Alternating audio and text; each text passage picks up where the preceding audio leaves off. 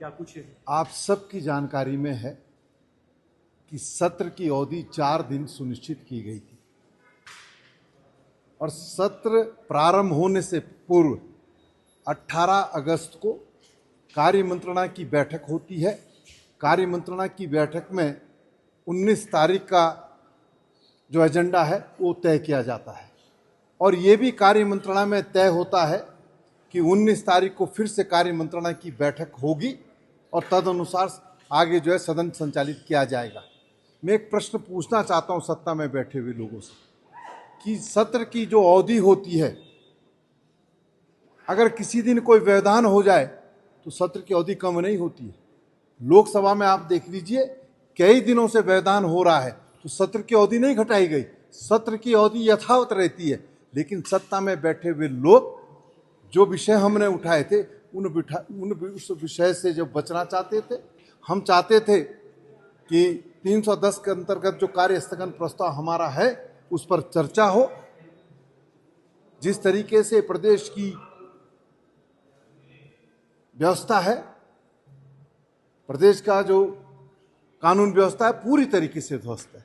पूरा प्रदेश नशे के चपेट में है।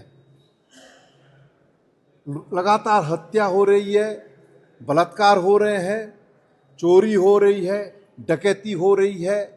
हम इन विषयों के माध्यम से सरकार को घेरना चाहते थे और पंचायत चुनाव में जिस तरीके से सत्ता में बैठे हुए लोगों ने नंगा नाच का काम किया है उसको हम सदन में उठाना चाहते थे।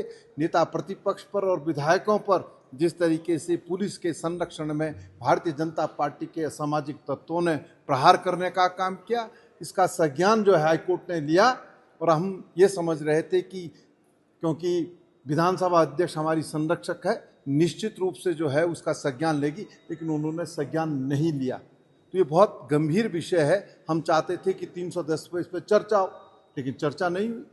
और आज सरकार का जो कृत्य है कि जब कार्य मंत्रणा में 19 तारीख का कार्यवृत्त तय हुआ था तो 19 तारीख की शाम को जब ये तय हुआ था कि कार्य मंत्रणा की बैठक होगी तो क्यों बैठक आहूत नहीं की, सत्र की अवधि घटा दी।